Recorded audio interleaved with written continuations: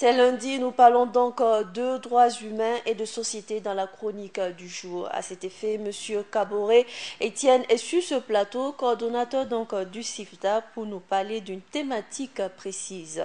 Il s'agit bien évidemment de prison et droits de l'homme. Alors bonjour Monsieur et bienvenue sur ce plateau. Bonjour, merci bien. Alors une thématique assez particulière, il faut le dire, surtout quand on parle de prison et de droits de l'homme. Alors en tant que défenseur des droits de l'homme, pensez-vous et pouvez-vous nous dire pourquoi il faut reconnaître des droits spécifiques aux détenus et quels sont ces droits à proprement dit? Ok, merci bien. Toute personne privée de sa liberté doit être traitée avec humanité et avec le respect de la dignité inhérente à la personne humaine. Et de par le passé, les prisonniers ont fait l'objet, de mettre les détenus ont fait l'objet de plusieurs sévices corporels. Et il y a même, et souvent, il y a même eu des trafics d'organes qui ont impliqué, par exemple, des détenus parce que certains qui se portaient quand même bien, souvent étaient voilà, exécutés pour pouvoir Parlons du Burkina. pas du Burkina de façon générale, puisque il y a des textes, les textes du Burkina Faso en fait sont adoptés en conformité aux engagements internationaux et au plan régional du Burkina Faso. Alors donc je parle de façon générale à D'accord. travers le monde entier des cas qui ont existé et c'est à partir de ces cas-là bien sûr que il a été vraiment nécessaire de consacrer un certain nombre de droits et des conditions au niveau des centres de détention. Alors, il faut dire également que quand on essaye de voir au niveau des centres de détention, notamment des prisons, on se rend compte que le climat est favorable à pas mal de violences et de violations des droits de ces détenus-là. Et c'est pourquoi, bien sûr, il faut un certain nombre de garanties voilà, pour pouvoir empêcher cela. Et lorsque ça arrive, que ce soit vraiment sanctionné. Alors, D'accord, revenez et, donc sur ces droits-là, parce que quand on sait qu'on envoie quelqu'un en prison, il y a déjà ce droit à la liberté là qui lui est déjà Ah oui, enlevé. tout à fait, effectivement. Il faut dire que ce qui est beaucoup plus visé ici, c'est la privation de la liberté de la personne, afin de mettre la personne dans une situation qui puisse amener à ce que la personne s'amende, change et puisse être réinsérée dans la société et puisse vivre en harmonie avec les autres dans la société. Alors, il faut dire que, premièrement, les détenus ont droit à la vie. Ce n'est pas parce que c'est un détenu qu'il faut l'exécuter ou qu'il faut penser que voilà qu'on peut faire de lui ce qu'on veut. Le détenu également a droit à l'intégrité physique et morale. Il ne doit pas faire l'objet de torture ni de traitements inhumains, cruels et dégradants. Euh, je disais bien sûr que de par le passé, il y a bien eu ces cas-là. Et de nos jours, il y a également ces cas-là. Et même au Burkina Faso, il y a ces cas-là de torture. C'est pourquoi d'ailleurs, au dernier passage devant le comité de lutte comité contre la torture, il y a eu des recommandations qui ont été faites au Burkina Faso. Et suite à ces recommandations, il y a eu une loi qui a été adoptée sur la prévention et la répression de la torture et les pratiques assimilées. Mais des Tout à fait. tortures à un certain niveau ou bien juste le niveau 1 est déjà une torture? Je ne comprends pas ce que vous dites Je par veux dire niveau que, 1. parlant de torture, parce qu'on sait que la police ou la gendarmerie utilise ces méthodes-là pour une quête de vérité quelconque. Donc, Tout à est-ce à fait. des niveaux précis que Ça, c'est... c'est déjà une forme de torture. Et c'est en fait, ce n'est pas du tout normal.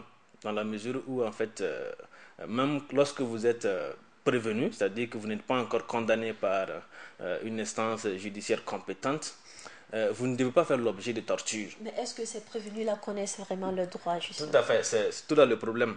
Et au niveau des droits également des détenus, tout détenu par exemple qui est admis dans un centre de détention, on doit lui communiquer dès son arrivée, soit par écrit ou oralement dans une langue qu'il comprend bien, le règlement intérieur et également tous les droits euh, dont il peut s'attendre au niveau du centre de détention. Il faut dire que le détenu a également droit à un niveau de vie suffisant, c'est-à-dire qu'il a droit à une alimentation de qualité et suffisante aux heures indiquées. Il a droit à de l'eau potable.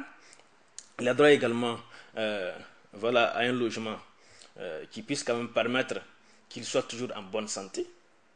Parce que le droit à la santé est vraiment consacré et essentiel également pour les détenus. C'est un droit de l'homme pour tout le monde. Et ce n'est pas parce que on est détenu qu'on n'a pas ce droit-là. Effectivement. Donc les détenus également ont droit à la santé.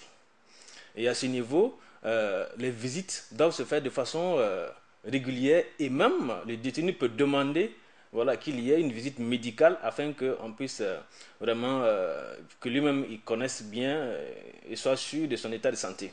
Et en plus de cela, dans le centre de détention, il doit y avoir des registres sur lesquels, bien sûr, on puisse, et ça ce sont les règles minimales, par exemple, de détention de personnes et également les principes de détention et tout au plan international et même au plan national, notamment dans le code pénal et tout. Nos textes nationaux. Les détenus également, il doit y avoir des registres dans lesquels on puisse suivre en fait l'état de santé du détenu.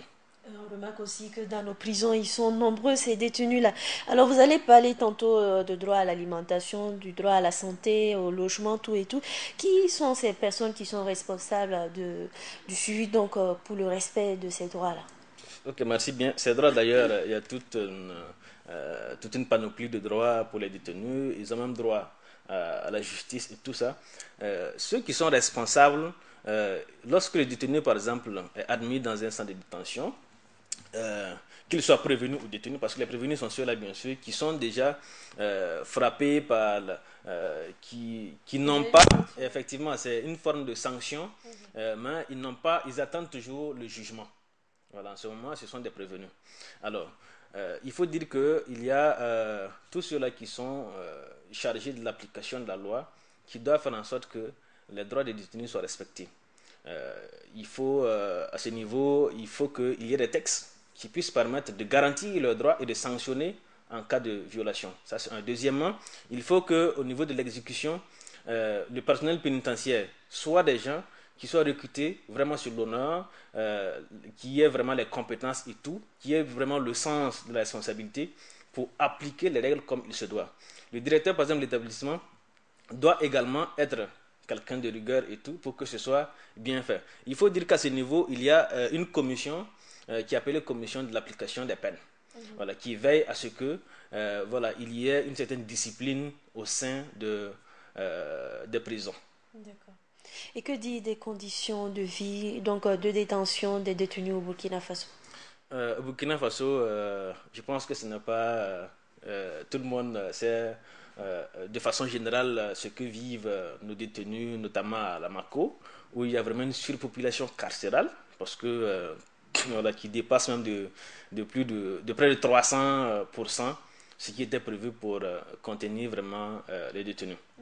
Il y a le problème de l'alimentation, le problème de la santé, et même oui, le problème de la santé. Parce que je pense qu'il y a même des études qui montrent que le budget alloué aux prisons souvent sont épuisés en 2 mois. Alors, ça veut dire qu'il y a encore tout un temps qui reste à gérer. Donc, ça montre à quel point et quelles sont les conditions dans lesquelles, bien sûr, vivent ces détenus-là.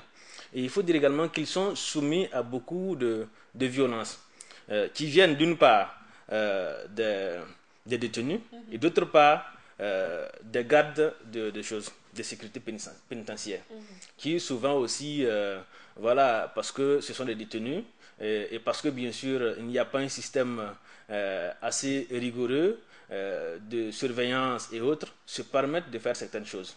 Par exemple, les femmes qui doivent être séparées, par exemple, des hommes et autres, doivent être surveillées par des femmes. On constate que c'est le contraire. C'est ça. Et les dortoirs, par exemple, où il y a beaucoup de personnes, il doit y avoir un système de surveillance, notamment la nuit. Mais parlons de cela, ces détenus-là qui sont en prison et qui subissent justement ces inégalités-là, est-ce qu'ils ont le droit de porter plainte ou de dénoncer ces agissements-là à leur endroit? Ah oui, tout à fait. Ils ont ce droit-là de porter plainte. Alors, premièrement, lorsque, par exemple, ils subissent des sévices corporels ou en tout cas, quelle que soit la forme de violence, si ça vient, par exemple, d'un détenu, ils peuvent dénoncer ça auprès du directeur de l'établissement, qui a le droit, en fait, de prendre des sanctions disciplinaires à l'encontre de ces détenus-là.